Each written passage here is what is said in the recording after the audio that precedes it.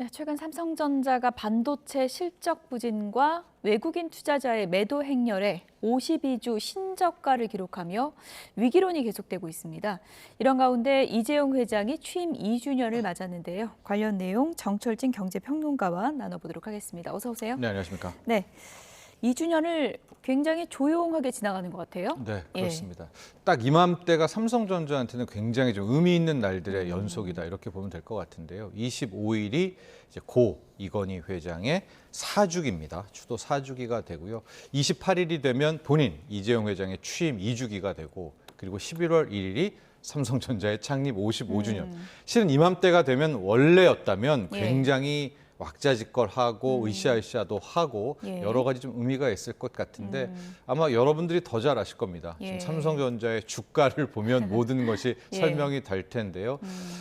일각에서는 이때 언저리, 그러니까 뭐 27일 혹은 28일, 11월 1일 내에 이재용식 구조조정 혹은 뭐 인적 쇄신 내지는 어떤 것이 메시지가 나오지 않을까라는 전망도 있었지만 쇄신 메시지요. 저는 아니라고 보거든요. 왜냐하면 그건 또 이재용 회장의 스타일도 아니고 아마도 이렇게 전 세계 혹은 우리가 이렇게 주목되고 있는 시점에 어떤 메시지를 낼 것 같지는 않고 저는 조용조용히 넘어가다가 아마도 연말 인사 때 상당히 좀 파워풀한, 상당히 좀 충격적인 그런 이제 인사를 통한 아마 인적 쇄신, 조직 개편이 있지 않을까 조심스럽게 그렇게 전망해 봅니다. 이재용 회장이 회장 승진한 직후에 이제 뉴 삼성을 내걸었는데 아직까지 뉴 삼성이라는 타이틀에 걸맞는 쇄신의 키워드가 없다 이런 얘기들이 나오고 있지 않습니까? 그렇죠. 해낸 것, 눈에 보이는 실적이 없다라는 표현이 맞을 것 같고요.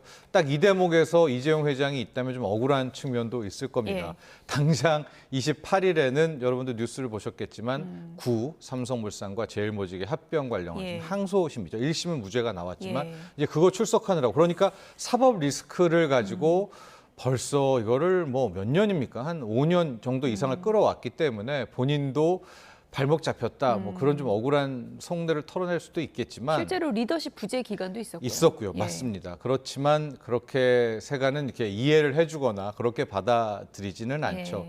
해낸 것이 뭐가 있느냐. 특히 2주년 동안에 주가는 혹은 뭐 새로운 성장성, 성장 동력 뭐 하나 아직 뚜렷한 것이 없기 때문에 말씀하신 대로 뭐 이재용 리더십에 대한 그런 의문, 퀘스천 마크가 찌운되다 이렇게 볼 수 연말에 있겠습니다. 물갈이 폭이 엄청날 거다 이런 얘기들이 나오고 있더라고요. 맞습니다. 하고 아마도 거의 수장급까지도 교체될 가능성들도 이제 나오고 있기 때문에 그때를 보면 어느 정도 강도일 건가 확인할 수 있을 것 같아요. 말이 필요 없다. 인사를 보면 알 수 있을 것이다. 메시지는 안 나온다. 이재용 회장의 취임 2주년에 정의선 회장을 만났던데 그냥 뭐 친목 때문에 만난 건 아닐 테고 그 행보에 그 담긴 의미가 어떤 거예요? 그렇죠. 지난 주말에 이제 용인 레이싱 하는 데에서 둘만 만난 것이 아니라 토요타 아키오, 이 토요타 그룹의 아키오 회장도 여기 있었고 타이어, 한국 타이어 하는 이제 조현범 한국의 컴퍼니 이제 회장 그러니까 4명이 이제 만난 거예요. 그러면은 현대차, 토요타, 뭐 한국 타이어, 삼성전자 거의 미래차 한 대가 나올 만한 조합이 이루어졌죠. 뭐 이들이 한 자리에서 어떤 이야기를 했는지는 알 수 없지만 대략적으로 이 미래 모빌리티만 놓고 본다면 실은 삼성도 자동차를 안 하겠다라고 포기를 했죠.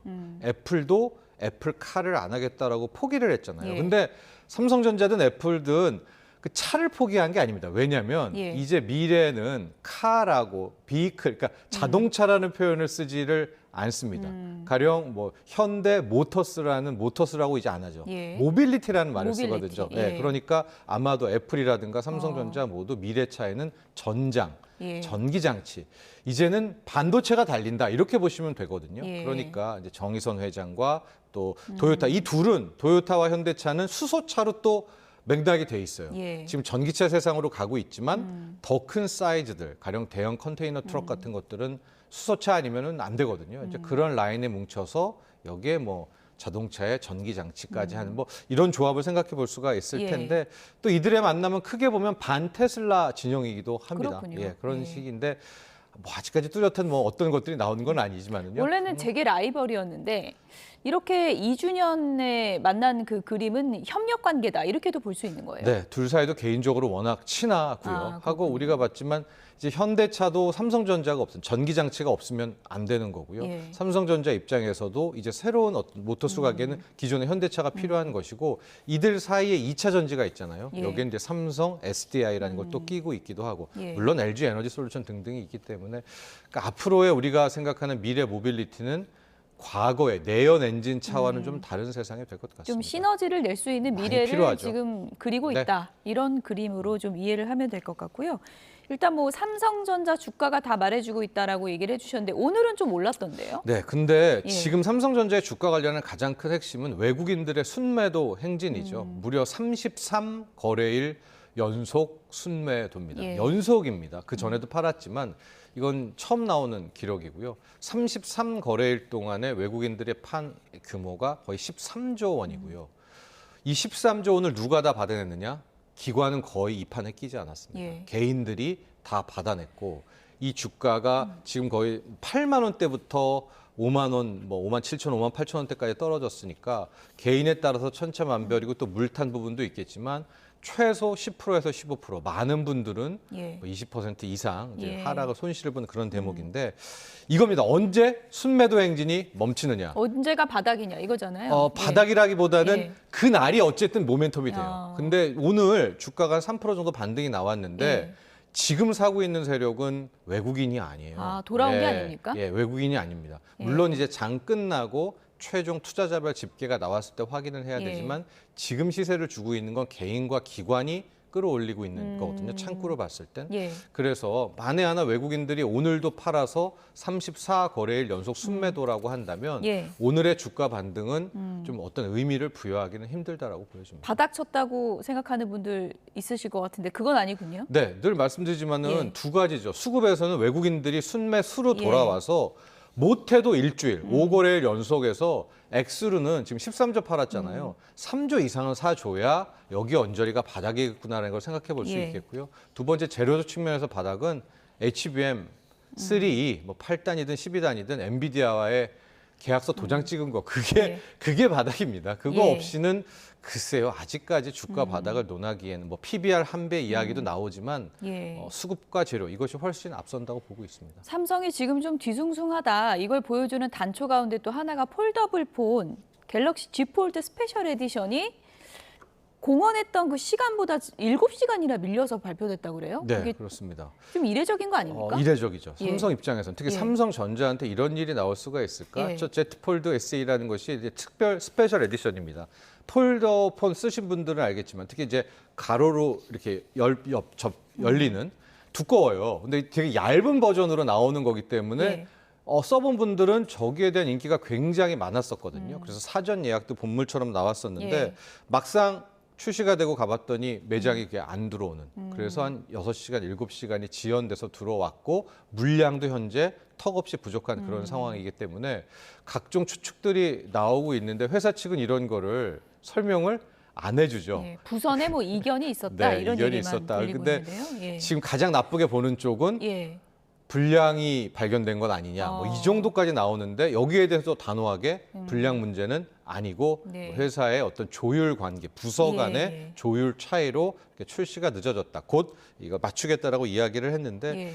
이게 또 하나의 현재 삼성전자의 단면적인 모습이죠. 아, 이게 과거의 삼성전자가 아니구나라는 것들을 알고 있는 또 그런 하나의 사건이었습니다. 예.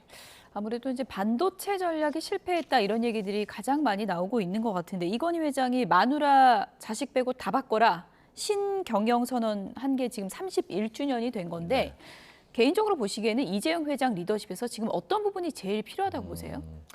기술 개발 쪽이었던 것 예. 같아요. 아마 이게 여러 가지 사법 리스크가 맞물렸기 때문에 뭐 이재용 회장도 본인 스스로가 리더십에 대해서 이야기를 할 필요가 있을 것 같은데 이런 겁니다. 삼성전자는 크게 보면 성장성, 어떤 기술로 어필을 하고 기술을 가지고 뭐 투자자라든가 혹은 뭐 이런 식으로 이제 매력 발산을 해야 되는 그런 예. 기업이잖아요. 그런데 어느 틈엔가부터 기술 개발이 있고 뭐 재무 관리가 있다라고 한다면 이 회사가 안정 쪽으로 이제 가버리기 시작을 한 겁니다. 이제 거기에 대해서는 세간에서는 총수가 리더십으로 공백이 나오니까 예. 남은 사람들끼리는 이게 사고 안 나는 게 제일주의가 되는 거 아니겠습니까? 그러니까 속칭 재무통들이 전체 삼성전자를 이끌게 되면서 가장 중요한 기술 쪽 부분이 뒤처지게 됐고, 기술 쪽이 뒤처지고 조직에도 파워 게임이 늘 있잖아요. 예. 기술과 뭐 재무가 있다면 재무 쪽이 승진하면서 기술 쪽이 대거 이탈했고 지금 이렇게 HBM의 현실이 다가온 것이다라고 볼 수 있을 텐데,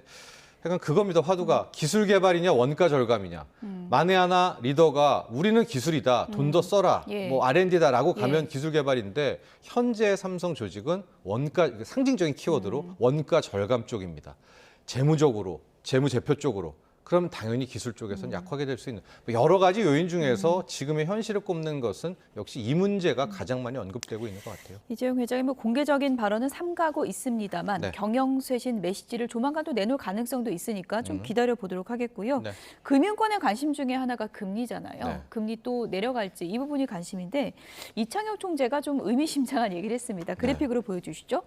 환자 만들고 약 주면 이게 명이냐, 뭐 이런 얘기를 했다 그래요. 환자를 일부러 많이 아프게 해놓고 약을 쓴 다음 명이라고 하는 것과 같다.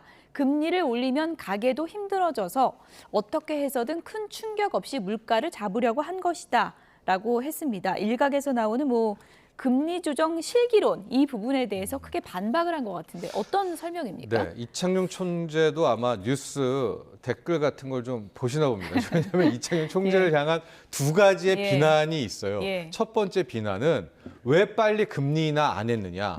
금리 인하를 왜 이렇게 늦게 해가지고 내수 경기, 소상공인 힘들게 했느냐의 비난. 예. 두 번째는 왜 미리 금리 인상을 빨리 안 해놨느냐. 올릴 때 많이 올려놓고 지금 내렸으면 뭐 외환이라든가 이런 것 때문에 금리 인상을 안 한 부분에 대한 지적, 이제 두 개가 나오고 있는 예. 거고요. 지금 저 멘트는 이제 금리 인상을 과거에 더 빨리 많이 해놓지 않았다라는 거에 대한 비난에 대해서 그때 본인이 한 올렸어야 말이다. 지금 더 많이 내리는 거 아니냐 이 얘기잖아요. 그렇죠. 효과도 컸을 예. 것이고요. 룸도 많았었을 예. 것일 텐데라는 부분에 대해서 방금 저 얘기를 한 겁니다. 그때 당시 한국 경제에서 금리를 더 올리거나 했었으면은 이미 더 아파지고 심하게 중환자가 됐었기 때문에 예. 최대한 자기가 동결로 끌고 가다가 이제 이번에 인하했다라는 이제 그런 어떤 본인의 변을 밝힌다, 이렇게 볼 수가 있을 텐데요. 예. 이 비난 만만치 못지않게 지금 예. 또 한켠에서는 예. 금리 인하를 왜 이제서야 해가지고 경기를 늦게 살리느냐. 너무 늦게 내린다. 너무 늦게 내린다. 예. 그러니까 이래저래 이재용 총재도 나보고 어쩌란 말이야. 뭐 이런 생각 가질 수 있을 것 같아요. 예. 네. 이런 얘기를 했더라고요. 달러 환율이 굉장히 높게 올라서 이게 다시 고려 요인이 됐다. 이 얘기는 이번에 추가 인하 안 한다는 얘기인가요? 어떻게 봐야 아마 됩니까? 그럴 것 같아요. 안 내리니까 이번에. 네, 지금 한국 경제 문제 여러 가지 있잖아요. 내수도 힘들다. 또 이번에 성장률 쇼크 나오면서 수출도 힘들다. 그런데 이 자산 시장, 이 자본 시장 쪽을 놓고 보면 환율이 도대체 왜 이러는 거지라는 의문이 나오는, 우리가 모르는 한국의 어떤 위험이 있는 건가 할 정도로 빠른 시일 내에 많이 올랐습니다. 지금 1,390원. 오늘은 그나마 저 이창용 총재의 발언, 저게 완벽한 구두 개입은 아니더라도 저 정도의 중앙은행 총재가 이야기했다는 건 효과가 좀 있어서 다시 1,380원대로 떨어졌지만, 글쎄요, 지금 환율 문제가 굉장히 크거든요. 그리고 1,400을 여기서 또 간다? 그러면 없던 문제도 나오게 됩니다. 그래서 이창용 총재가 이제 추가 금리 인하에 대해서 묻는 부분에 있어서는 환율 쪽을 신경 쓰겠다. 왜냐하면은 저 환이라는 것의 가치는 금리잖아요. 그러니까 금리를 올려야 환이 강해지고 내리면 더 떨어질 테니까 예. 저 말을 본다면 금리 인하는 일단 한 번은 쉬지 않을까. 다만 이제 트럼프든 해리스든 대선 끝나고 나서 이유는 알 수 없지 갑자기 달러 약세, 원화 환율이 크게 떨어지는 원화 강세가 나온다면 또 이야기는 달라지겠지만 현재 수준 1,380원대라면은 내릴 수 글쎄요, 없다. 내릴 수 없어요. 네. 그런데 금리 인하를 왜 이렇게 늦게 했냐, 이런 쪽에서는 추가 인하까지 안 하면 더 내리지도 않냐 이렇게 또 비판하지 않겠습니까? 근데 그 이제 더 내리라는 쪽에서는 지금 올라가고 있는 거는 서학개미 분들의 돈들이 예. 굉장히 많이 유출되고 있거든요. 그러니까 지금의 외환을 보면 이게 어떤 외환 보유고의 문제가 아니라 일시적인 미스매치 때문이기 때문에 빨리 금리 내려서 경기 살려라라는 얘기가 또 한켠에서, 그러니까 앞서도 말한 것처럼 양쪽의 비난인데 예. 제가 이렇게 이창용 총재 그동안의 코멘트와 이번에 G20 기자간담회를 봤을 때는 예. 1,380원 밑으로 안 떨어지면 인하 안 할 것 같아요. 또 예. 붙잡고 있을 것 같습니다. 댓글이 길어질 것 같습니다. 네, 지금까지 정철진 경제평론가와 경제계 소식 짚어봤습니다. 오늘 말씀 감사합니다. 네.